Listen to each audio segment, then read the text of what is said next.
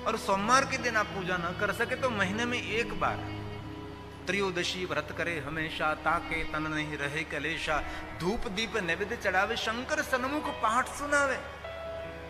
महीने में एक बार कृष्ण पक्ष की त्रयोदशी, जिनको हम शिवरात्रि कहते हैं।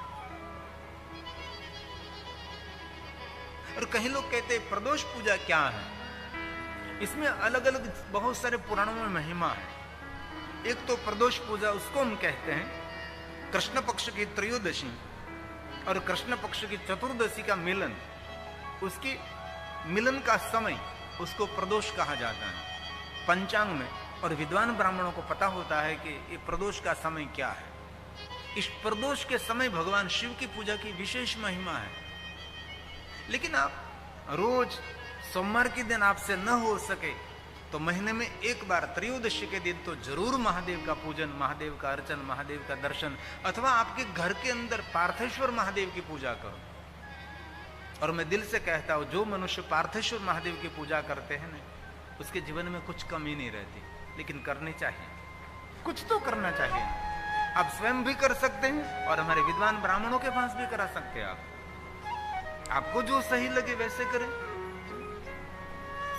और कोई भी विधि आपके पास नहीं है पार्थेश्वर महादेव की पूजा के लिए, कोई व्यवस्था आपके पास नहीं है, तो आपके घर के आंगन में बेल वृक्ष होगा, अथवा आपके घर में तुलसी का गमला रहता है, तुलसी के गमले में ये मिट्टी रहती है, इसी मिट्टी का शिवलिंग निर्माण करो। वहां से वहां, बस वहां से वहां ये शिवलिंग निर्माण कर लिया, जल चढ़ा दिया, हो गई भगवान पार्थेश्वर की पूजा। उससे सरल नहीं होता। ये कितनी सरल बात है। ऐसा इतना तो कर सकते हैं। वहां इसी मिट्टी से शिवलिंग, सुंदर सुंदर शिवलिंग बना दो, बस लिंग आकार बन गया, जल चढ़ा दीजिए, विसर्जन भी हो गया, पार्थेश्वर महादेव का पूजन भी हो गया। वैसे ही पिलवृक्ष के नीचे थोड़ा थोड़ा कुंडा बनाओ, थोड़ी मिट्टी हो, इसी मिट्टी से वहां शिवलिंग बना दो, 2 3 4 5 12 शिवलिंग बना दीजिए और जल चढ़ा दीजिए, हो गया पार्थेश्वर महादेव का पूजन। और प्रदोष पूजा का एक दूसरा विधान है कृष्ण पक्ष की त्रयोदशी के दिन संध्या समय की गई शिव की पूजा। और संध्या समय भगवान महादेव का दर्शन, उसको प्रदोष दर्शन, प्रदोष पूजा कहते हैं। कृष्ण पक्ष की त्रयोदशी। और शिव जी के ज्यादातर व्रत कृष्ण पक्ष में रहता है, क्योंकि शिव ज्योति है, अंधकार में प्रकाश देने वाला शिव है। शुक्ल पक्ष में हमारे विष्णु जी रहते हैं, कृष्ण पक्ष में हमारे शिव जी रहते हैं। और एक बात और, कहीं शिव भक्त एकादशी नहीं करते, और एकादशी हर मनुष्य के लिए है। भाजी शुक्ल पक्ष की एकादशी हो कि कृष्ण पक्ष की एकादशी हो सके तो एकादशी के दिन आप उपवास करें। उपवास न हो सके तो फल थोड़ा लीजिए, ये भी न हो सके तो थोड़ा सा कुछ ऐसा जिनमें अन्न का भाव नहीं है, ऐसा कुछ आप आहार ले सकते हैं। लेकिन एकादशी की बहुत महिमा है, वैसे त्रयोदशी की बहुत महिमा है। तो प्रदोष की तीसरी व्याख्या है, कृष्ण पक्ष की त्रयोदशी के दिन सुबह सुबह में जल्दी उठकर चंद्र का दर्शन करें, और कृष्ण पक्ष में चंद्र की उपस्थिति में भगवान शिव का पूजन सुबह में करें, वो भी प्रदोष पूजा माना जाता है। जल्दी सुबह में उठना पड़ेगा, क्योंकि इस समय चंद्र नहीं दिखाई देता। और एक बात मैं दिल से कहता हूं, महाशिवरात्रि के दिन जो सुबह में चंद्र दिखाई दे तो समझ लेना चाहिए स्वयं महादेव का दर्शन हो गया। दिखाई नहीं देता, कभी कभी अवसर मिलता है। अभी भादो मास की कृष्ण पक्ष शुरू होगा, त्रयोदशी किस दिन है मुझे पता नहीं, मैं देख लूंगा। अभी श्राद्ध शुरू हो गया है तो लगभग अभी आएगी कृष्ण पक्ष की त्रयोदशी, मैंने देखा नहीं, लेकिन आप देख लीजिए। तो सुबह में जो चंद्र की उपस्थिति में त्रयोदशी के दिन शिव का पूजन हो जाए तो श्रेष्ठ प्रदोष पूजा मानी जाती है। और महाशिवरात्रि के दिन सुबह में कभी चंद्र दर्शन नहीं होता, लेकिन महाशिवरात्रि के दिन चंद्र द्विज चंद्र रहता है। हम द्विज को मानते हैं, लेकिन शुक्ल पक्ष के द्विज का हम दर्शन करते हैं 5 बजे, 5:30 बजे, 6 बजे सूर्य जब अस्त हो रहा है, तब अंतरिक्ष में द्विज चंद्र, बाल चंद्र, किशोर चंद्र, शिशु चंद्र, एक छोटा सा चंद्र दर्शन होता है। वैसे ही प्रातःकाल कृष्ण पक्ष में ऐसे ही चंद्र का दर्शन होगा। लेकिन बहुत कम लोग कोई ऐसा अवसर मिलता है એટલે રેકોર્ડિંગ હોય તો દેખાડ त्रयोदशी सुबह सुबह में कैसा चंद्र दर्शन होता है कृष्ण पक्ष के दिन। इस महाशिवरात्रि के दिन हमने देखा था कि सुबह में द्विज चंद्र था, क्योंकि अमावस्या के दिन तो चंद्र तो दिखाई नहीं देता, और ये महाशिवरात्रि होती है अमावस्या के दिन, आगे दिन चतुर्दशी की होती है। इस दिन जो आकाश के अंदर चंद्र दर्शन हो, ऐसा चंद्र प्रातः काल दिखाई देता है सुबह में 5 बजे, 4:30 बजे, 5 बजे, 5:30 बजे, कभी कभी 6 बजे। इस सुबह का ये चंद्र है, सुबह का, शाम का नहीं, उदय होता हुआ चंद्र है। और शुक्ल पक्ष में द्विज चंद्र ये अस्त हुआ चंद्र है, धीरे धीरे अस्त हो रहा है। लेकिन त्रयोदशी के दिन जो चंद्र दर्शन हम करते हैं ये उदय होता हुआ द्विज चंद्र है। लेकिन बहुत कम लोग इस बात को जानते हैं। ये है सुबह का द्विज चंद्र, जैसे शुक्ल पक्ष में दिखाई देता है वैसे है शुक्ल पक्ष में शाम को दिखाई देता है अस्त हुआ, और कृष्ण पक्ष में द्विज चंद्र दिखाई देता है उदय होता हुआ। ऐसी उसकी उपस्थिति में महादेव का दर्शन कुछ भी न हो सके, ऐसी प्रातः काल के द्विज चंद्र में पंचाक्षर मंत्र का जाप करें, रोग नाशो हो, मनुष्य रोग में से मुक्त हो जाएगा, उसकी मन की गति शांत रहेगी, क्योंकि मन का राजा है चंद्रमा है। हमारे ब्राह्मण बोलते हैं, विद्वान ब्राह्मण, चंद्र की बहुत, चंद्र के बिना कुछ काम ही नहीं हमारा होता।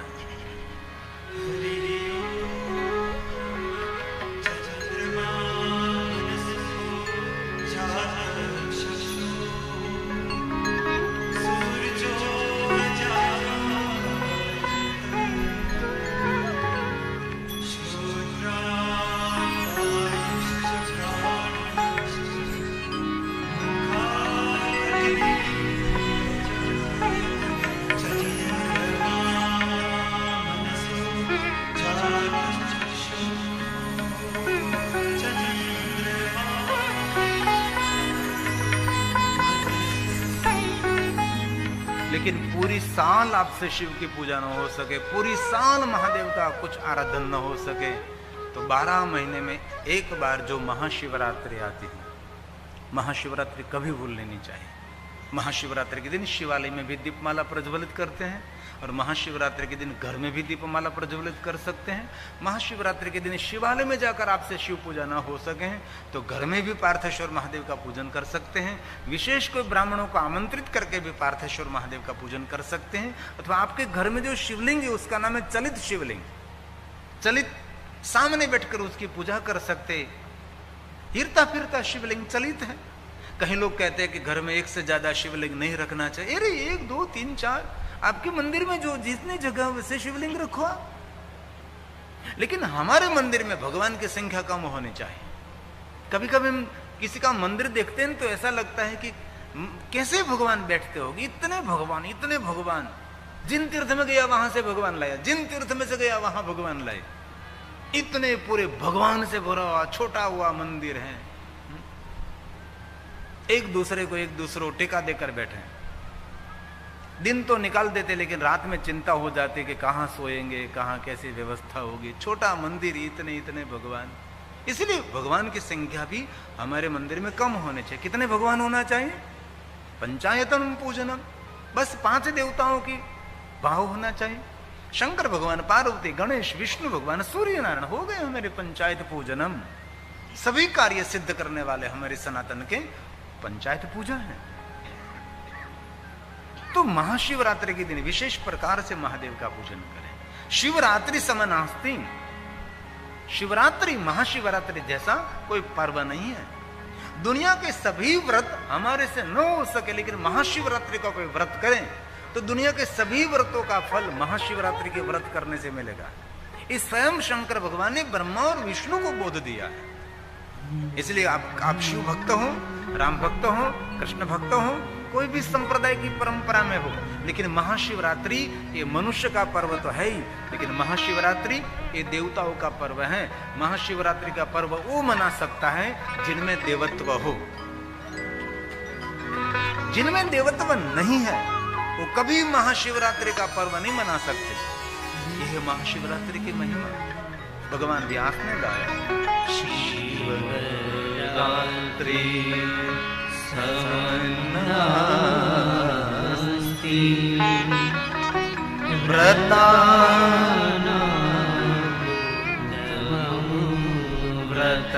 सर्व उत्तम से उत्तम श्रेष्ठ व्रत महाशिवरात्रि का व्रत है।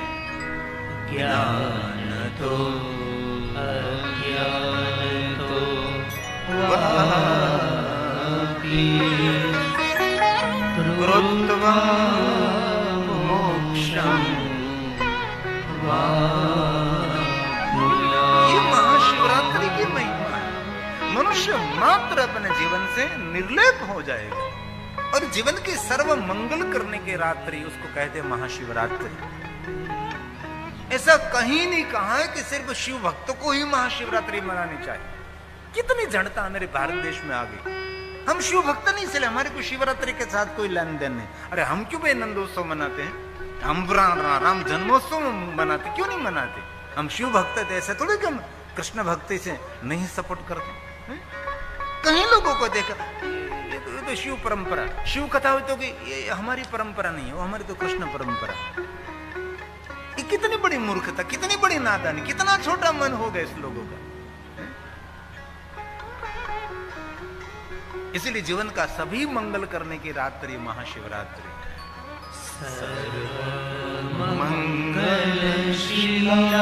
च सर्व अमंगलनाशिनी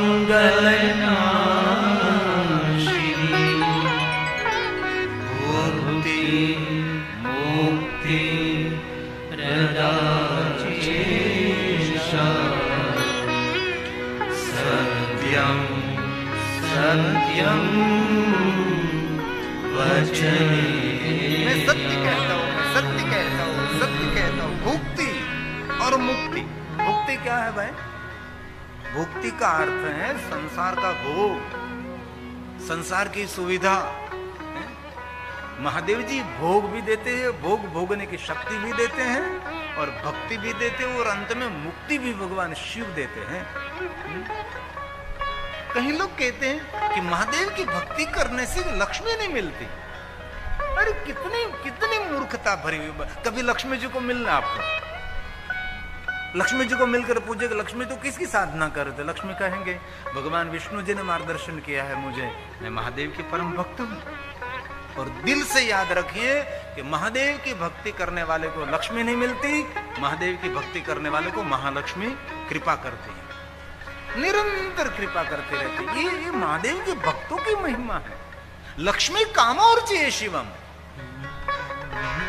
जो कोई मनुष्य कमल पुष्पों से, बिल्व पत्रों से, शंख पुष्पों से, शत पत्र से महादेव का पूजन करते हैं, उसके लिए कहा कमले बिल्व पत्रेश्च शत पत्रेस्तथा पुनः शंख पुष्पैस्तथा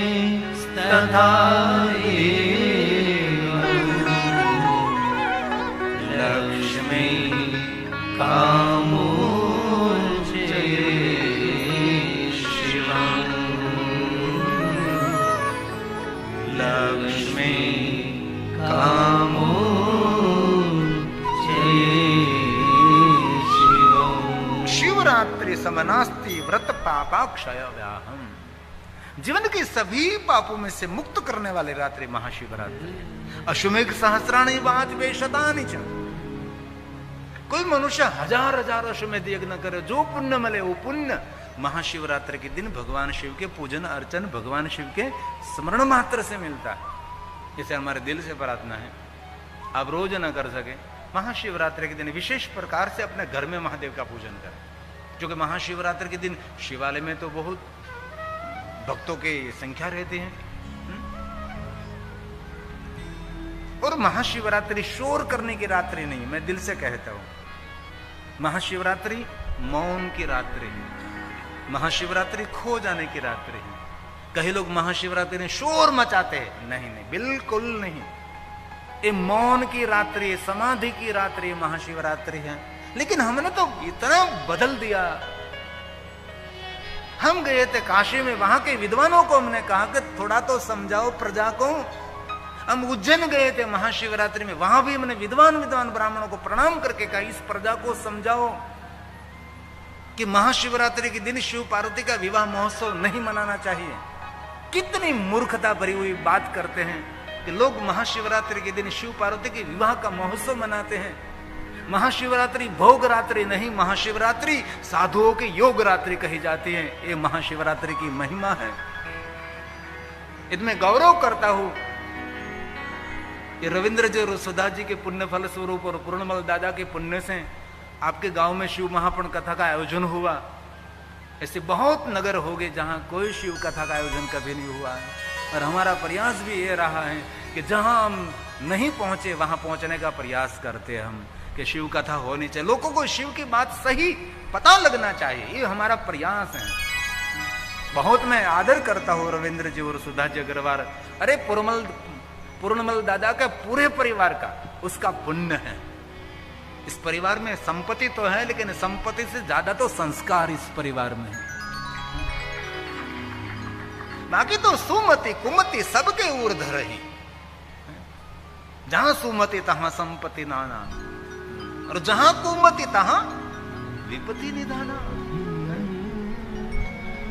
ये तुलसी का प्रसाद है, रामचरित मानस का प्रसाद है। जहाँ सुमति तहाँ संपत्ति नाना, जहाँ कुमति तहाँ विपत्ति निदाना, जहाँ कुमति तहाँ विपत्ति। इसलिए मेरी दिल से प्रार्थना है, महाशिवरात्रि के दिन मौन रहो। इस श्रेष्ठ शिव पूजा कहलाएंगी। महाशिवरात्रि के दिन पूजा की कोई सामग्री आपके पास न हो, कुछ भी आपके पास न हो। महादेव ने कहा कि ब्रह्मा विष्णु जो महाशिवरात्रि के दिन मौन रहता है ने, वो मुझे सर्व पूजाओं से ज्यादा वो प्रिय मनुष्य रहता है। इसलिए महाशिवरात्रि के दिन मौन धारण, मौन की रात्रि, खो जाने की रात्रि, समाधि की रात्रि, ये महाशिवरात्रि है।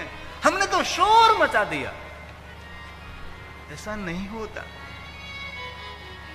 शिवालिक का गर्भगुरु ध्यान का केंद्र है, वहां संपूर्ण मौन रहना चाहिए, क्योंकि शिवालिक के गर्भगुरु में जो कुछ आप बोलोगे वो हजारों बार आपको मिलने वाला है। इसलिए शिवालय के गर्भगृह में बोलने से तो ख्याल रखना चाहिए, शिवालय के गर्भगृह में विचार का भी ख्याल रखना चाहिए। इसलिए विचार शून्य होना पड़ेगा इसको शिवालय के गर्भ। इसलिए शिवालय के गर्भगृह में किसी को जाने नहीं देते, इसलिए तो जाने नहीं देते। शिव की परंपरा इतनी सीसरी परंपरा नहीं, गहरी परंपरा है। लेकिन बहुत समय के बाद शिव पुराण ग्रंथ को लोकप्रियता मिली। 30 साल पहले मैं जब शिव महापुराण ग्रंथ लेकर निकला था, कहीं भी शिव पुराण कोई कहीं सुनाई नहीं देता था मुझे। मैं भी खोज करता था, कोई शिवालय मुझे सुन, कोई शिव पुराण कथा मुझे सुनावे, तो मुझे कुछ कथा करने का कुछ आइडिया मिले कि ऐसे करे ऐसे करे, लेकिन कहीं नहीं दिखाई नहीं देता था। दूर दूर तक कोई शिव पुराण कथा नहीं। जब 2008 में हमने आस्था में पहली बार शिव महापुराण कथा दी गुजराती में, तब आस्था में पहली शिव महापुराण कथा हमारी थी, एक गुजराती में थी। इस लोगों गुजराती नहीं देते, लेकिन हमने विनंती की हम हिंदी तो अभी नहीं कर सकेंगे, गुजरात में है तो गुजरात में मुझे करनी पड़ेगी कथा। पर अब देखो टेलीविजन में कोई भी भागवताचार्य शिव कथा गा रहा है, क्योंकि 30 साल के बाद इस ग्रंथ को लोकप्रियता मिली। 30 साल के बाद, और मैं धुलिया पहुंचा, 30 साल मुझे लगी यहां पहुंचने में। मैं एक दिन यहां नहीं पहुंचा, 30 साल कथा करते करते मैंने बिता दिया, तब धुलिया की यात्रा मेरे लिए हुई। तो महाशिवरात्रि कभी भूलनी नहीं चाहिए। मौन रहे, शांत रहे, कोई जुलूस नहीं, कोई आवाज नहीं, क्योंकि महाशिवरात्रि ये मनुष्य मात्र, जीव मात्र की शांति की रात्रि है। इस सभी श्लोकों के साथ मेरे पास प्रमाण है महाशिवरात्रि के दिन। और हर महीने की त्रयोदशी के दिन महादेव का पूजन विशेष प्रकार से करना चाहिए। और जो तो राधे राधे, हर हर महादेव। आपका मेरे चैनल कृष्ण डिस्कवरी ऑफ धर्मा में स्वागत है। तो भक्तों, आज हम जानेंगे कि गुरु जी ने बताया कृष्ण पक्ष की त्रयोदशी को हमें क्या करना चाहिए। तो भक्तों, हम जानते हैं कि एकादशी व्रत क्या शिव भक्तों को रहना चाहिए या नहीं। तो भक्तों, किसी शिव भक्त को एकादशी का व्रत कर सकते हैं, लेकिन वह मुख्य रूप से भगवान विष्णु के भक्तों के लिए मनाया जाता है। शिव भक्त प्रदोष व्रत भी रख सकते हैं। तो चलिए थोड़ा जानते हैं एकादशी व्रत के बारे में। एकादशी का व्रत भगवान विष्णु को समर्पित है और इसे वैष्णव द्वारा महत्वपूर्ण माना जाता है। एकादशी के दिन भक्त भगवान विष्णु की पूजा करते हैं और उपवास रखते हैं। यह व्रत मन और इंद्रियों को नियंत्रित करने और आध्यात्मिक प्रगति के लिए किया जाता है। हालांकि शिव भक्त भी एकादशी का व्रत कर सकते हैं यदि वे चाहे तो। प्रदोष व्रत भगवान शिव को समर्पित है और इसे शिव भक्तों द्वारा मनाया जाता है। यह व्रत भगवान शिव की कृपा प्राप्त करने और उनकी आराधना करने के लिए किया जाता है। यदि कोई शिव भक्त एकादशी का व्रत नहीं रखना चाहता है तो वह प्रदोष व्रत कर सकता है। शिव भक्त एकादशी का व्रत रख सकते हैं, लेकिन वह उनकी व्यक्तिगत पसंद पर निर्भर करता है। यदि वे चाहे तो एकादशी का व्रत रख सकते हैं या प्रदोष व्रत भी रख सकते हैं। एकादशी का व्रत किसे नहीं रखना चाहिए? गर्भवती महिलाओं, कमजोर और वृद्धों को यह व्रत नहीं रखना चाहिए। केवल दृढ़ निश्चय और आध्यात्मिक लोग ही इस व्रत को नियमानुसार रख सकते हैं। व्रत के दौरान अन्न और जल का स्पर्श नहीं करना चाहिए। हालांकि जो लोग निर्जला एकादशी बिना जल के एकादशी नहीं रख सकते, वे फल और दूध का सेवन कर सकते हैं। एकादशी व्रत कब शुरू कर सकते हैं? एकादशी या महाद्वादशी के दिन सूर्योदय से शुरू होता है और व्रत तोड़ने का समय द्वादशी यानी अगले दिन का होता है। इसलिए व्रत सूर्योदय से पहले ही शुरू हो जाता है और अगले दिन द्वादशी को समाप्त होता है। उसी दिन पारण करना चाहिए। एकादशी का व्रत 2025 में जो अगस्त माह में दूसरे सप्ताह में मतलब 4 सप्ताह में दूसरी एकादशी जो पड़ती है उसे हम पुत्रदा एकादशी के नाम से जानते हैं। तो भक्तों, पंचांग के अनुसार इस साल सावन पुत्रदा एकादशी के लिए आवश्यक श्रवण शुक्ल एकादशी तिथि 4 अगस्त सोमवार के दिन 11:41 से प्रारंभ होगी। यह तिथि अगले दिन 5 अगस्त मंगलवार को दोपहर में 1:12 पर खत्म होगी। ऐसे में उदय तिथि के आधार पर सावन पुत्रदा एकादशी का व्रत 5 अगस्त 2025 को रखा जाएगा। तो भक्तों, कैसी लगी आपको ये जानकारी? भक्तों, अगर आपको ये कथा पसंद आई हो तो हमारे चैनल डिस्कवरी ऑफ धर्मा को सब्सक्राइब जरूर कीजिएगा और ऐसे ही कथाएं सुनने के लिए हमारे चैनल से जुड़े रहिएगा।